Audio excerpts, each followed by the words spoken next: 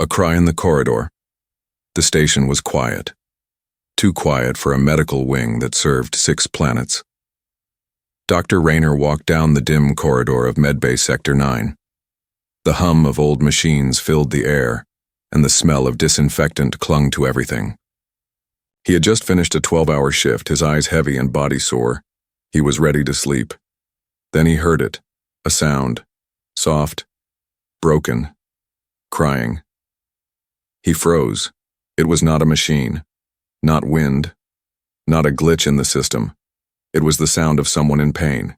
Followed it, step by step, past the emergency pods and empty beds, until he turned a corner and stopped.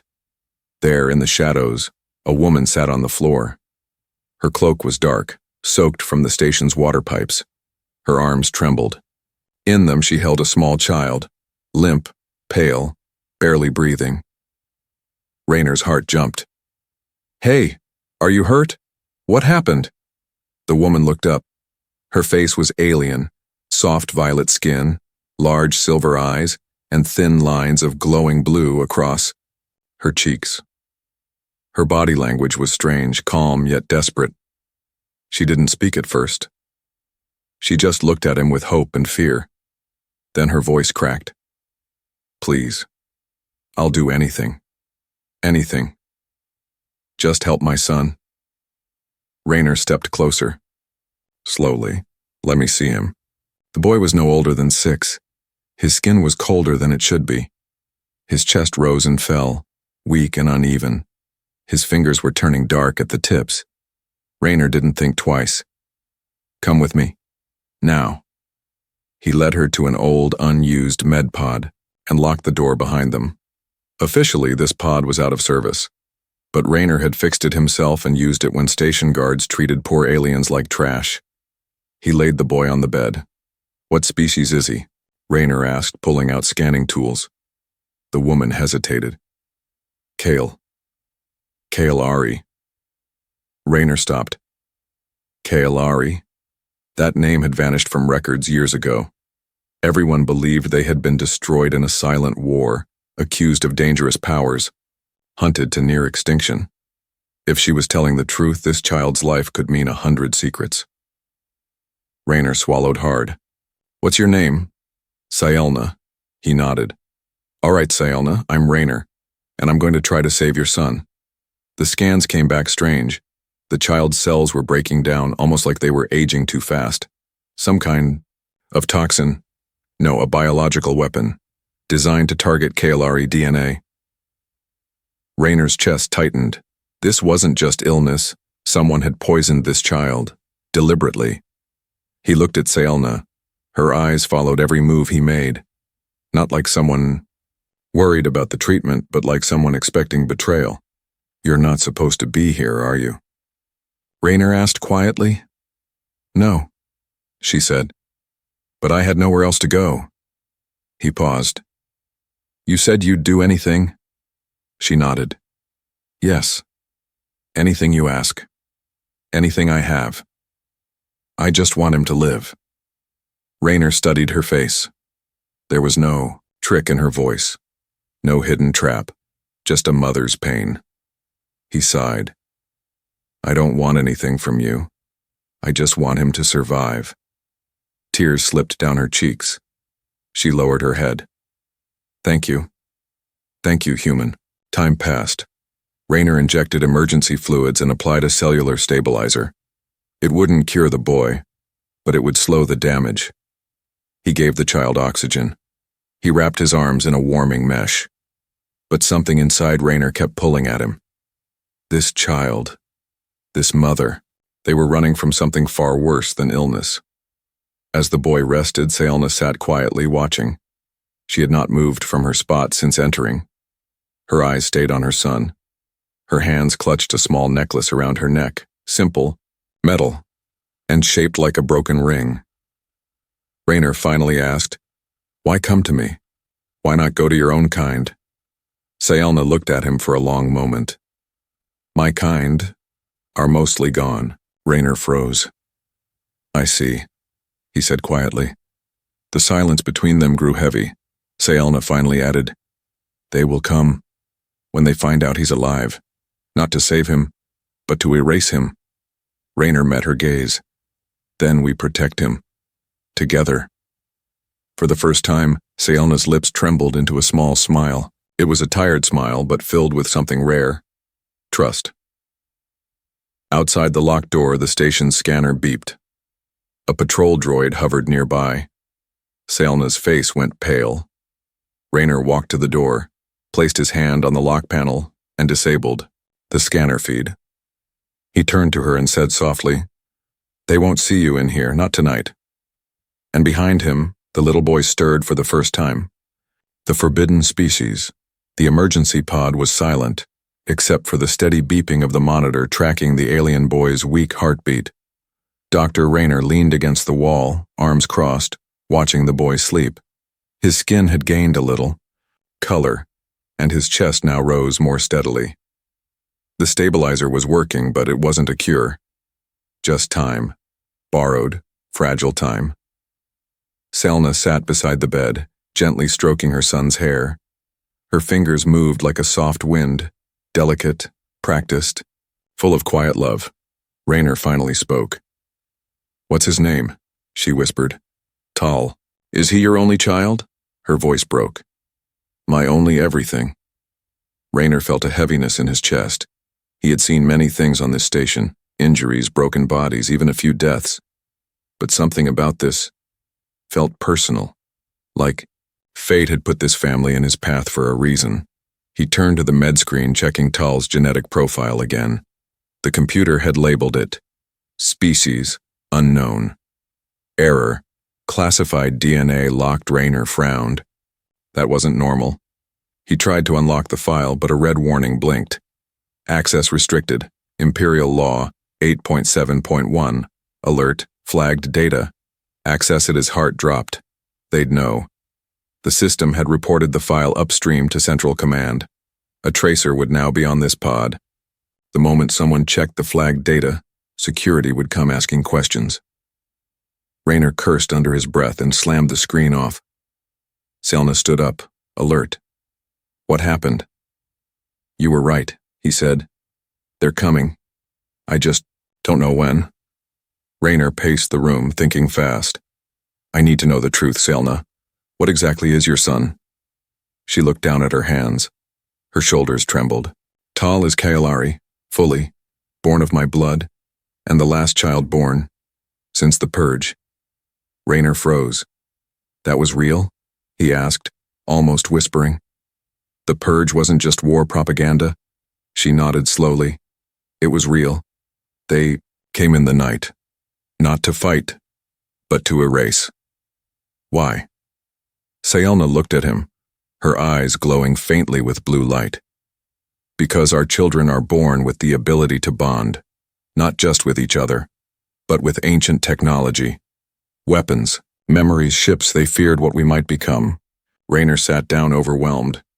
"If this is true, if your son lives, then everything the galaxy believes about the Kaelari is a lie." "Yes," she said softly, "and that lie will kill him, unless we stop it." A sudden noise outside made both of them jump. Footsteps. Voices. 2 guards were walking past the hallway, slowly. "Scanner picked up a strange reading near here," one said. "Another bug, probably," the other muttered. They stopped outside the pod. Raynor held his breath. He quickly activated the wall panel and flipped the pod into oxygen leak mode, an old maintenance trick. When active, it showed the room as empty and under repair. From the outside, it looked abandoned. The guard scanned, then moved on. Raynor let out a long breath. Saelna whispered, "You didn't have to do that." He looked at her sharply. "Yes, I did." Later that night, while Saelna rested beside her son, Raynor slipped out to the supply wing.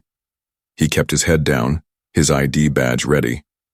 He passed other doctors, android nurses, and cargo bots. No one looked twice. He reached storage room 43 and entered a code, one he wasn't supposed to know. Inside, he opened a hidden drawer behind the cold stasis wall. Inside was a vial, clear, cold, glowing blue, illegal bioserum. It was not designed for humans or legal medicine, but it could slow genetic collapse. Rayner held it in his hand, heart pounding. If he used this, it would be permanent.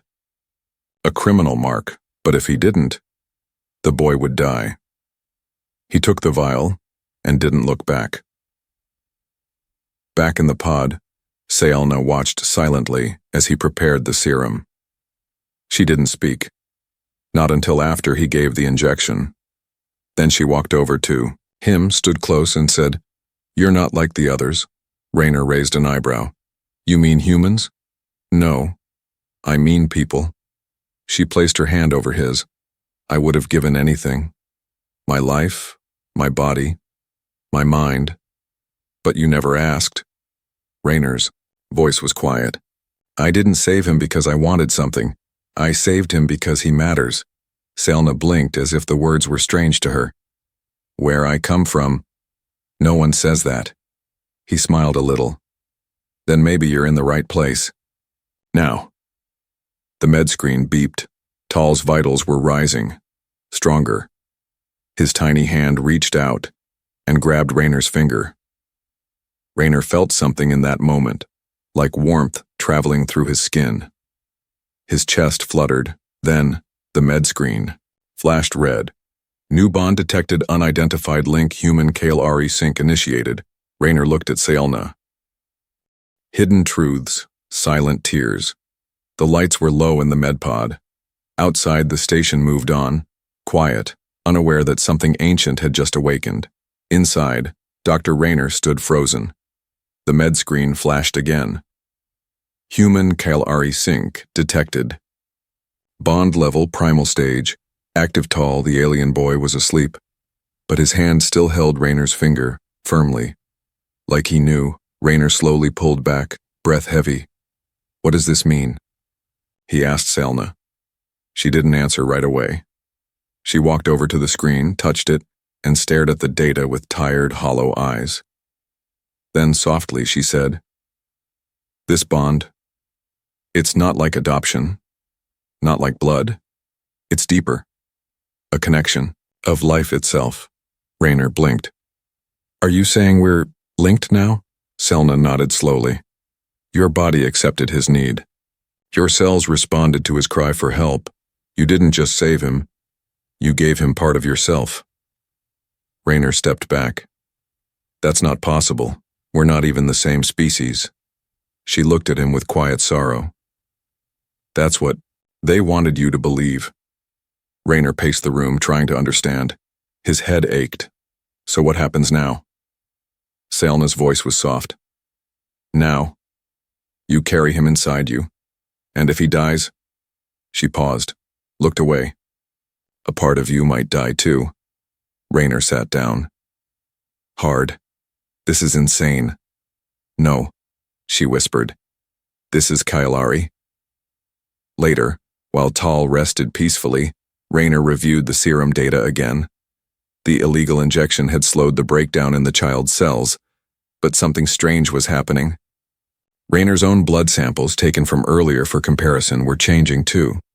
His immune cells were merging, no, bonding, with something in Tall's blood, something not recorded in human science, not disease, not infection, something living, something ancient.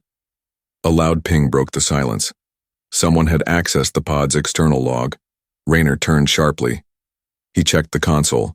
Someone had tried to open the door 20 minutes ago, but failed the passcode. He looked at Saelna. "They're searching." She was already moving. She reached into her cloak and pulled out a small square disc. She placed it on the wall. It flickered, and a hidden compartment slid open. Inside, a small black cube. "What's that?" Rayner asked. She held it like it was sacred. Proof of everything.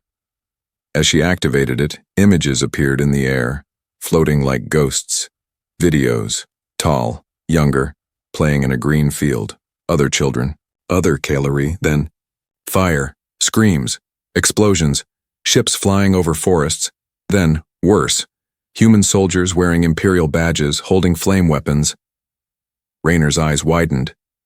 "That's not possible. The Empire said Kelari attacked them. They lied, Selna said flatly. They feared our children could control technology with thought. So they struck first. They burned cities, erased records, wiped entire bloodlines. She pointed at one frozen image, a group of Kailari children being loaded into metal cages. I was a scientist, she said. I built machines for healing, not war. But they used my work to track my people. And when I learned the truth, I ran. She looked at Raynor now, voice breaking. That's when they poisoned Tal. As punishment. Raynor's jaw tightened. He had always thought of the Empire as flawed but stable. This was genocide. And now the last piece of evidence was in his hands. A boy, a mother, and a bond that could not be faked. He turned back to Tal, still sleeping peacefully, unaware of the war around him. Raynor whispered, "Why do I feel like none of this is about me and everything depends on me?" Selna gave a sad smile. Because that's how fate works. The light suddenly flickered. A low voice echoed through the intercom. Dr. Raynor, please report to Security Deck 4 immediately. Selna's eyes snapped to him. That's not a request. Raynor nodded. They know. I can hide, she said. You go. Don't speak of us. He grabbed her hand. No, we stay together. She hesitated, then nodded once. Minutes later, Raynor walked into Security Deck 4. Commander Brask stood with 2 armored guards. Brask was a tall, broad man with cybernetic eyes and no patience. You accessed a restricted genetic file, he said coldly. Why? Raynor kept his face calm. I was running a routine scan. It flagged by accident. Then why didn't you report it? I was tired, Raynor said. Didn't think it mattered. Brask's eyes narrowed. We'll be scanning. Your logs, he said, and your quarters. Raynor nodded. Of course. But inside his heart raced. He had to move Selna and Tal now, before it was too late. Back in the pod, Selna was already ready. She held Tal close, wrapped in a heat cloak. We have to go underground, Raynor said. I know a place. She looked up. Then lead. And without a word more, they slipped into the shadows of the space station, carrying a child the galaxy thought was dead, and a bond that could shake the stars. Hidden truths, silent tears, metal grates echoed under their feet as Raynor led Selna and little Tal deep into the old maintenance tunnels beneath the station. These halls weren't on any modern map. They were leftovers from the station's first generation, before upgrades and politics took over. Now they were dust-filled, lightless, and forgotten. But Raynor remembered them well.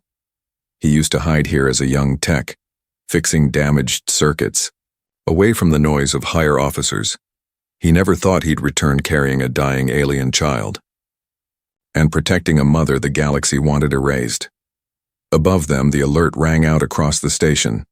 Priority Code Alpha, fugitive genetic signature detected. Subject, alien child, hostile classification, detain on site. Raynor paused. Read it again. Hostile.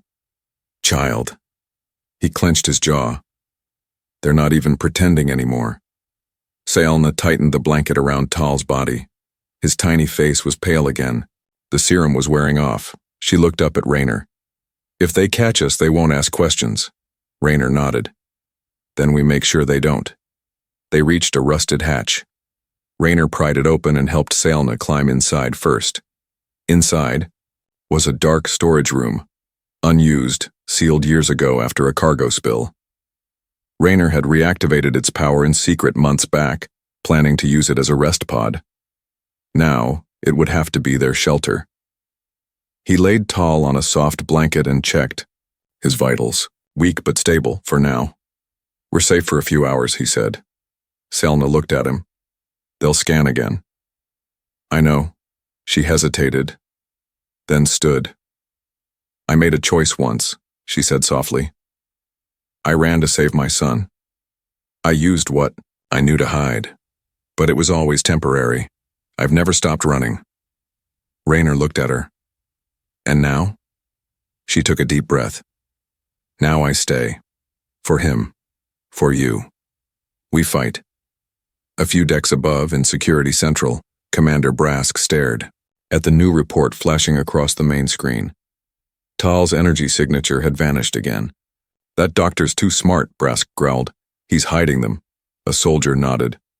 Shall I issue the bounty? Brask smiled. Yes, and raise the reward. 80,000 credits for the alien boy, dead or alive. Within minutes, bounty hunters from every sector docked on the station.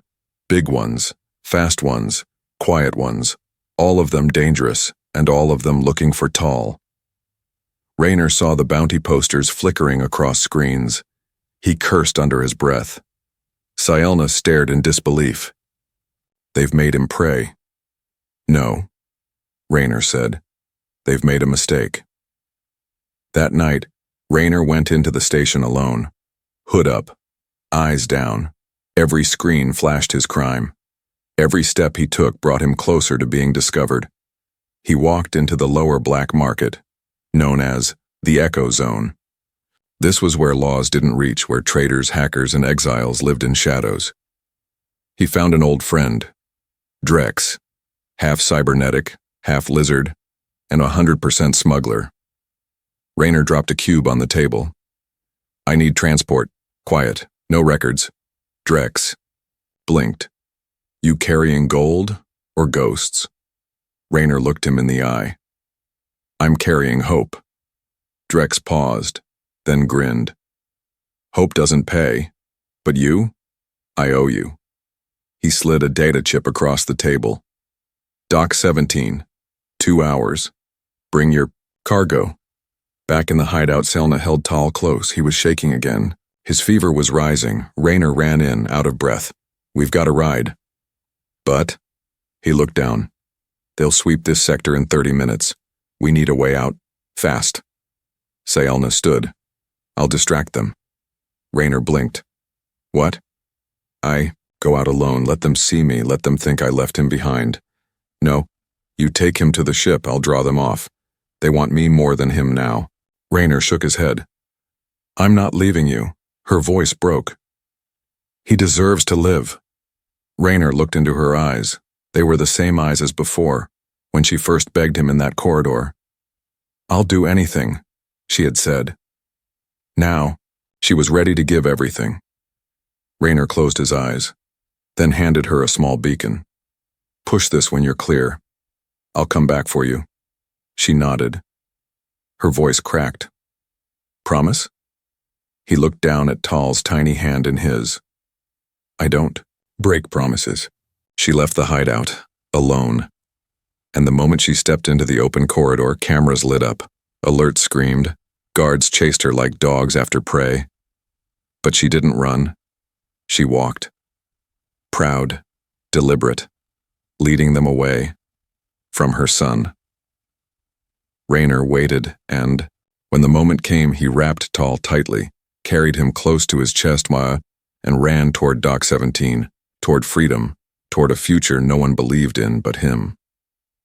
The underground Dock 17 was dark and forgotten, surrounded by broken metal panels and flickering lights. It looked like a place where ships came to die. But Raynor wasn't here for a ship. He was here to save a life. Tal lay quiet in his arms, wrapped in heat cloth, breathing shallow and slow. His small hand clutched Raynor's jacket, even in sleep. The illegal serum was fading.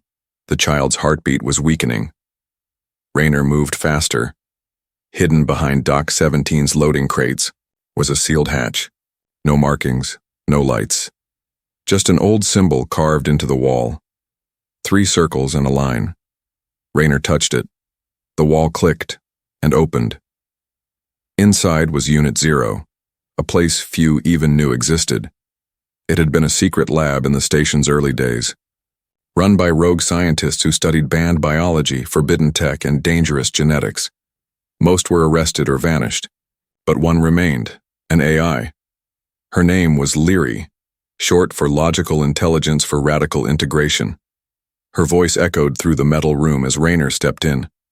Unauthorized entry, identify. It's me, Raynor said. Clearance code, Sigma 3 Bravo. Dr. Rayner, access granted. You have returned after 6 years. Reason? He stepped forward, laying Tal gently on the glowing medical table. Reason. He's dying. The lights brightened. Scanners floated from the ceiling, surrounding the boy's small body. Leary hummed softly as it processed the data. Subject. Is KLRE. Extremely rare. Gene decay detected. Cause.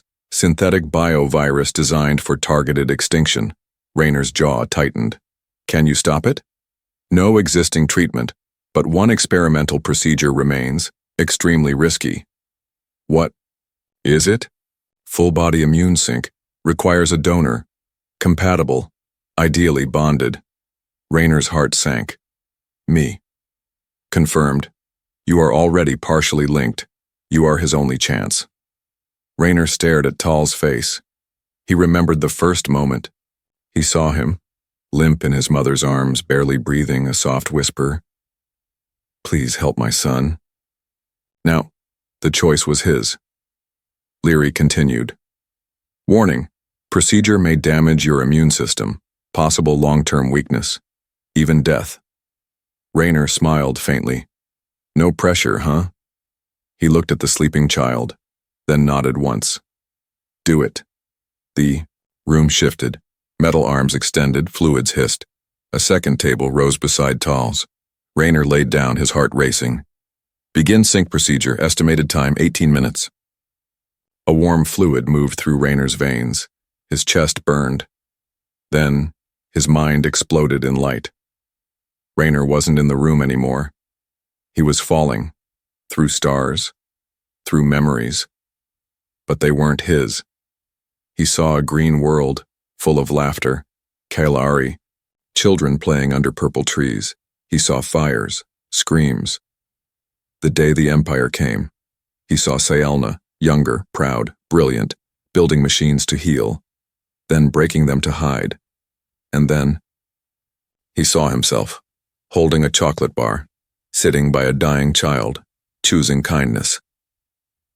And suddenly, that moment rippled through time, like it mattered more than anyone had ever guessed. Rayner gasped, his eyes opened. He was back. Alive. Tired. But alive. And beside him, Tal stirred, his small hand moved, and then his eyes opened, clear, bright, alive. Ray. Nur. The boy whispered. Rayner smiled. Yeah, kid. I'm here. Leary's voice returned. Procedure successful, DNA bonded, vital signs stable, child will live. Rayner sat up, breathing hard, but he felt different, weaker, but not broken, changed, part of something bigger. Suddenly, a soft noise came from the comm device on Rayner's wrist. A signal. A pulse. He checked the code. It was Saelna's beacon. She had made it out alive. But her message was short. They're tracking me. I can't come back. Save him. I trust you. Rayner's hand trembled. Tal looked up at him. Where? Mom? Rayner swallowed. She's not here, but she's safe. The boy nodded slowly, his eyes full of understanding far beyond his age. She said you would protect me. Rayner placed a hand on his small shoulder. I will. Always. He stood up, holding Tal close once again. Behind him, Leary asked, Next step? Rayner looked ahead at the sealed door. His voice was steady now. Now, we disappear. And after that? Rayner looked at Tal, then toward the stars. After that, we make sure this never happens again. The sacrifice, the ship moved like a shadow through space. No lights, no signals, no sound. Only two souls on board. Dr. Rayner and the Kailari child he had just saved with a part of himself. Tal sat beside him now, quiet but alert. His color had returned. His breath was steady. His silver eyes no longer looked tired. But Rayner, he was not the same. Every breath felt heavier. Every step made his body ache. Leary had warned him. His immune system was damaged from the bond. His body was rejecting simple treatments. Still functioning, but slower, weaker. He didn't tell the boy. He didn't need to, because Tal already knew. "You gave me your strength," Tal said softly. Raynor smiled, tired. "I had a little extra." They floated in orbit near a dead moon, waiting. Drex's contact ship was on its way to deliver supplies and data. Until then, Raynor focused on teaching Tal basic human tech.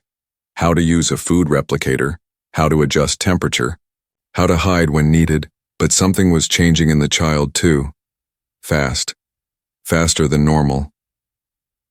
One morning, Raynor caught Tal floating in the air, eyes glowing, hands pulsing with light. "Tal." The boy dropped to the floor, startled. "Sorry. I didn't mean to, it just happened." Raynor helped him up. "Are you hurt?" "No. But I feel strange. Stronger. Like there's light inside me." Raynor stared at him for a long moment. The bond had done more than save the child. It had awakened something inside him. That night a message came through, secure and encrypted. It was Sayelna. Her voice played softly through the ship. "They found me. I'm hiding in the Derek's belt. I won't last long, but I have the master data file, the one that proves the Kylari purge, the experiments, the lies. You need to get it to the free archive. It's the only place left they can't silence." Her voice cracked. "Raynor, thank you for everything. If I don't make it, tell Tal I love him." The message ended. Tal was silent. Raynor walked over and placed a hand on the boy's shoulder. "She's still fighting," he said, "and so will we." The next morning they left orbit. Destination, the free archive. It was a secret floating facility hidden between 3 dying suns, protected by rogue AI and guarded by truth seekers, those who believed in preserving history, even when it hurt. But before they could reach it, they were intercepted. 3 Imperial Dread Scouts, fast, sharp, deadly. Raynor tried to steer away, too late. "Unregistered ship. Power down immediately. Prepare for boarding." Raynor turned to Tal. "They'll take you if they find you." Tal's eyes flashed. "Not if I stop them." Raynor held his shoulder. "No, you're just a child." "No," Tal said. "You gave me your strength. Now it's my turn." Raynor hid Tal in a sealed compartment below the floor, one with its own life support. The boy didn't resist. He only looked up and said, "Promise me you'll come back." Raynor smiled. "Promise." Minutes later, the ship was docked and swarmed by soldiers. Raynor stood with hands raised. Commander Brask stepped aboard, his face full of pride and coldness. "I knew you'd resurface," he said. Raynor didn't answer. Brask looked around. "Where's the alien child?" Raynor shrugged. "Gone. I released him into space." Brask smirked. "Liar." He pulled out a small device and pressed a button. A pulse swept through the ship, searching for life. It stopped. Nothing found. Brask frowned. Raynor had reprogrammed the ship's systems. The compartment didn't show. Brask stepped closer. "You think you've won, but we know what you've done. You bonded with it. That makes you part of it." Raynor met his eyes. "Then maybe you should be afraid." Brask punched him hard. Raynor hit the wall, blood in his mouth. He smiled. Because Tal was still hidden, still safe. And the file Selna had sent, Raynor had uploaded it. Into himself. His bloodstream now carried the truth. They could kill him, but they'd never stop it from spreading. Brask ordered him taken to the prison decks, but before the ship could leave orbit, the stars shifted. A burst of white light filled the window, and from it a new ship appeared, old, majestic, and glowing. It was Kylari Tech, and standing on the deck, surrounded by light, Tal, not a scared child, not a refugee, but a beacon, floating, glowing, alive with purpose. He spoke through every speaker on the Imperial ship. "You hunted my people, you silenced my mother, but you forgot one thing. The truth never dies." A wave of light shot from Tal's ship. Every screen flickered. Every soldier froze. Inside their helmets, they saw everything. The Kailari, Purge, the camps, the experiments, and the one human who gave everything to protect one child. Raynor. Some dropped their weapons, some knelt. Even Brask looked shaken. Raynor stood tall, bloody, but smiling. "You wanted to erase a race," he said. "Instead, you created a legend." The mother's promise. The stars were quiet now. The battle was over. No blood. No war. Just truth. Broadcast across half the galaxy through Tal's voice, carried on the light of a forgotten ship, shining into the deepest corners of the Empire. Raynor stood on the deck of the Free Archive as ships from many species arrived, drawn by the signal. Some came with curiosity, some came in fear, but many came to witness. The truth could no longer be hidden. Tal stood beside Raynor, a golden cloak draped around his shoulders, glowing softly. His body still small, but his presence powerful. He had become something more than a child. He was now the living memory of the Kailari, a boy born to die, now a voice that no one could silence. But his eyes still searched the stars for one person, his mother. And then, one day, she came. Raynor saw the tiny ship first, limping through the void, half-burned and sparking. He ran to the dock as it landed. The doors hissed, and there she stood, Selna. Her cloak was torn, her body weak, but her eyes still fierce. Tal rushed into her arms. She fell to her knees and held him tight, sobbing into his hair. "My boy, my brave, beautiful boy." Raynor turned away, giving them a moment. He had fought hard, risked everything, but this reunion made it all worth it. Tal looked up at her. "Did you hear me?" "I heard everything," she whispered. "You showed them who we are." Later that evening, Selna stood before the gathered council of the Free Archive. Alien leaders, human rebels, historians, scientists, survivors. They had all heard Tal's message. Now they waited to hear hers. She looked out at them, then spoke clearly, her voice like quiet thunder. "You called us dangerous, but we were only children. You called us extinct, but we lived in shadows, and now you call us worthy. But we've always been." She paused and turned toward Raynor. "This human saved my son, not for a reward, not for glory, but because he chose to care." She reached into her cloak and held up a small chocolate bar, the one Raynor had given her in the beginning, still wrapped, untouched. "I kept it, to remind me what kindness looks like, even when the world is cruel."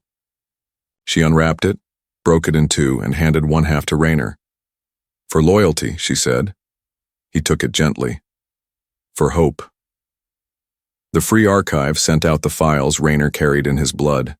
The evidence spread like fire. Worlds began to question the Empire. Some rebelled. Others protected Kailari survivors. A spark had been lit, and Raynor was at its center. But he didn't care about power. He only cared about Tal. One quiet night, Raynor sat with Selna on the outer deck. The stars stretched above them. He looked tired, paler now. His immune system had never fully recovered from the bond, but he didn't complain. "Do you regret it?" she asked. Raynor shook his head. "Not for a second." She reached over and took his hand. "I would have given you anything," she said softly. "Back then I begged you to save him. I would have sold my body, my mind, my soul." He nodded. "I remember." "But you didn't take any of it," she said. "You only took the burden." He smiled. "It was never a burden." She leaned her head on his shoulder. "I want to promise you something," she said. He looked over. "What?" She touched the center of her chest, where her heart glowed faintly. "No matter what happens, I will raise him to remember you as his father, his guide, his protector, the man who gave him the right to live. Raynor's throat tightened. Thank you, he whispered. Then she added softly, and when he grows and becomes a man, he will tell the stars of the human who gave his last strength to a dying alien child. Years passed. The Empire fell. Truth replaced fear. New alliances were born, with the Kailari at the table, and among them, a young ambassador named Tal stood proud, his voice calm, his power respected. By his side, always remembered, was the name of the man who saved him, Raynor.